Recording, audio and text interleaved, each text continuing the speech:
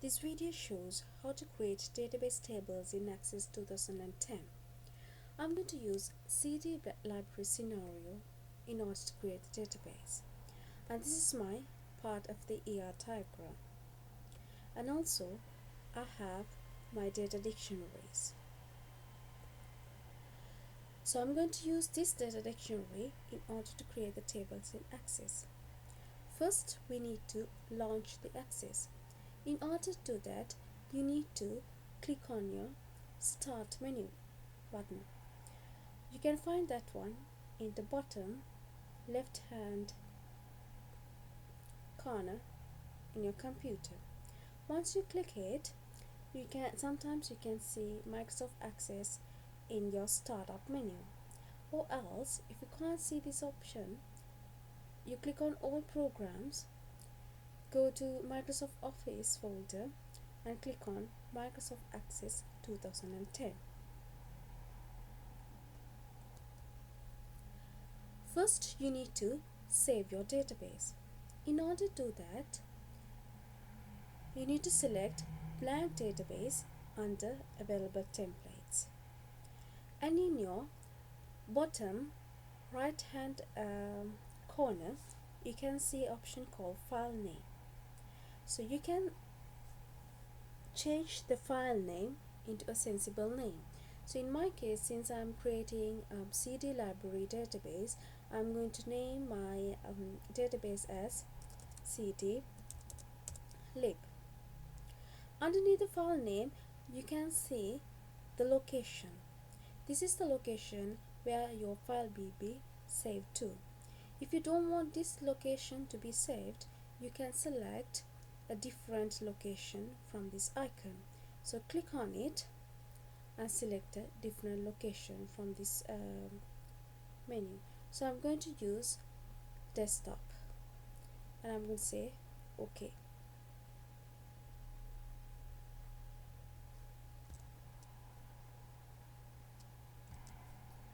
Then I had to click create. Okay. So in the top I can see my database name CD lib, and you call this one as title bar, and in here you call this one as ribbon. In the ribbon you have different tabs, and each tab you can find different buttons. If you want to know what this button does, you can just move your mouse over this button and the small pop-up will appear and explains you what it does. First, I need to create all these tables in my database. Tables are where you stored your data. So I'll just be creating staff, artist and album. So first I'm going to create staff. So I need to scroll down to my staff data dictionary. These are my field names that belongs to staff. So the first thing I need to do is I need to go to my Access database. I need to save the table first. So in the top left hand corner you can see a button called save. So just click on it and give the table name as staff and press OK. And then go to home, go to this view, click on this arrow and select design view. This is the easy way you can enter all your fields at once. So I need to enter one field by field. So my first field is staff ID, right? And my second one is staff name. So likewise you need to enter rest of your fields. The next thing is you need to set your data type. So your staff ID, your data type is auto number, staff name text, date of birth, date and time, position text, and phone number text. So I need to go back to my database. So staff ID is auto number, that is correct. Staff name is text, that's fine. But staff date of birth, it has to be date and time. Staff position is text and staff number is text. So I have set the data type. The next thing what you need to do is you need to set the field properties. So your staff ID is an auto number. Auto number fields creates unique values automatically when Access creates a new record. So I want my auto number to be 4 digits. So in order to change that, I need to go to field properties. Under field properties, there's a field called format. In there, just enter 4 zeros, right? So if I want to make sure that the data will comes in the correct way, I can go to datasheet view, I'll save the table, and then just enter staff name. This is Sammy and Pam. Right, I can see my first field staff ID, it will comes in 4 digits and it will increase a number automatically for me. So my next one is staff name. Staff name, my field property is length 30. So I need to go to field size under field properties and change this number 255 into 30. And the date of birth, I have an input mask. So input mask can be used to limit the pattern for the entry of data in a field.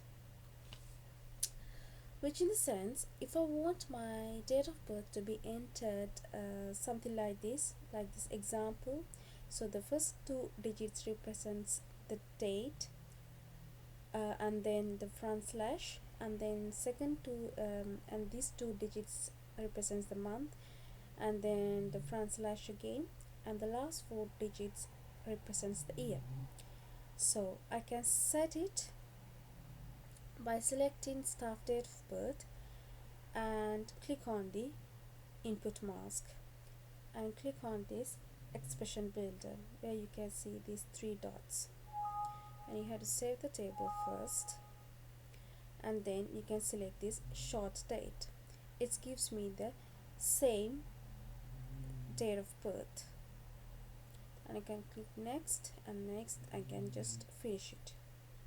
So if I want to see whether data will be entering correctly, I can go to datasheet view again, right, and click on the staff date of birth. So my date of birth is 15th 3 1980. So if I try to enter a letter, it won't allow me to do it, but if I try to enter the character, it won't allow me to do it as well.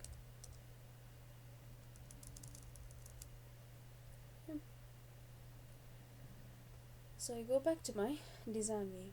The next one is staff position, which is length 30. So again I change this one into 30, and the last one is phone number.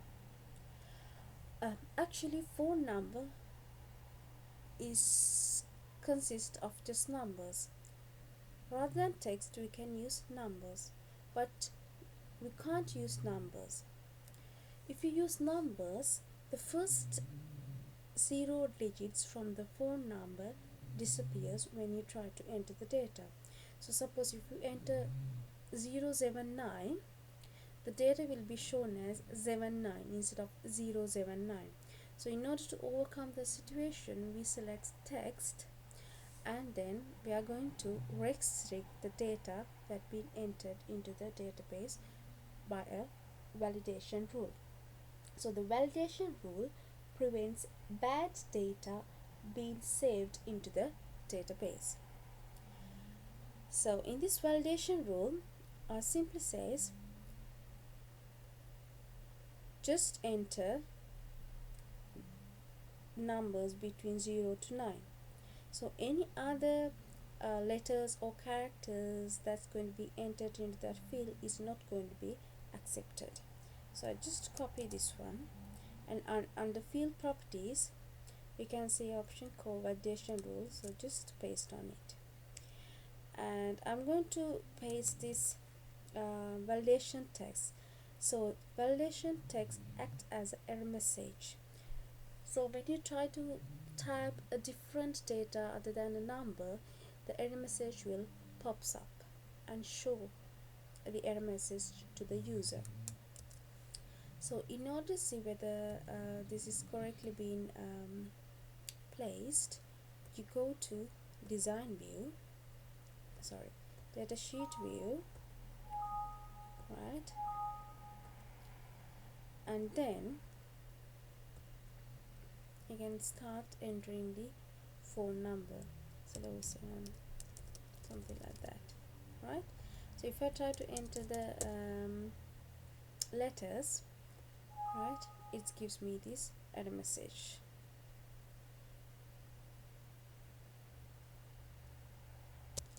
So the last thing I need to do is I need to set the primary key.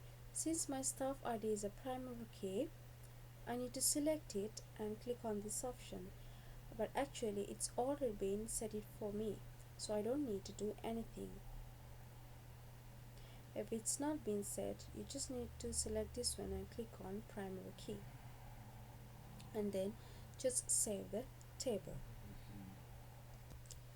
So that means I have created my staff table already, so I can just close this one.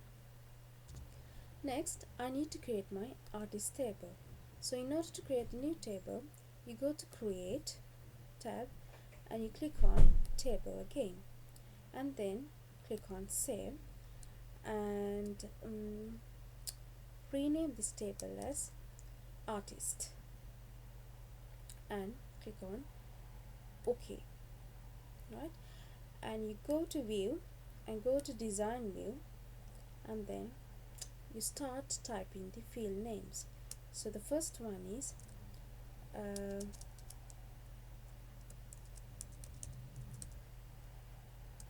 artist number, right? And so this is your artist table, and then you need to create the album table as well. So in order to create it, you need to go to create, click on table, and go to design view and give album, right, and start entering your field names. So this is my album table. I have entered all the field names. I have set data type, but in here what it does is, in artist number, under field properties, it says select from artist table, right? That means whatever the artist we entered into the artist table, we should able to select a particular artist from referring to that table. So this becomes your foreign key. So that means this will comes as a drop down box. So in order to create this drop down box, what you need to do is you need to select the artist number, right, and you go to lookup wizard, right, and there's two options. You need to select the first options. So that means you're going to select a field from the different table, that means from your artist table, that will appear in the album table. So you click on the first option and click on next. So you're going to select the album table and press next, and you have album, you have you need to select artist table, and you need to select next, and you need to select artist number and next, and you can just put next, right, artist number, and say finish. So once you create the combo box, you can go to datasheet view, right, and see. So you can see this artist number in here, because I have already entered 3 artists in my artist table. So if I go to my artist table, you can see 3 different artists. The same artist number appears in your album artist number. Rather than picking from the different table, you can create your own set of values as a combo box. So for example, suppose I have a field called staff title, right? Staff title is like Mr., Mrs., Master, Miss, and Mrs., something like that. So in order to create the combo box with those values in the under title, you need to go to lookup wizard, and this time you need to select the second option. I will type in the values that I want and go to next, and you need to enter the values that will be appearing in the combo box list. So my first one is Mrs., Miss, Miss, Master, and you can Mr., and also you can put Doctor, and I can click next and say finished, and then you go back to data sheet view, right, and you can see your list of values. So each time when you enter a record, you can simply select the relevant title. So my first one is Sammy, so Sammy, I can simply select Mr. So second one is Pam, again I can simply select Mr.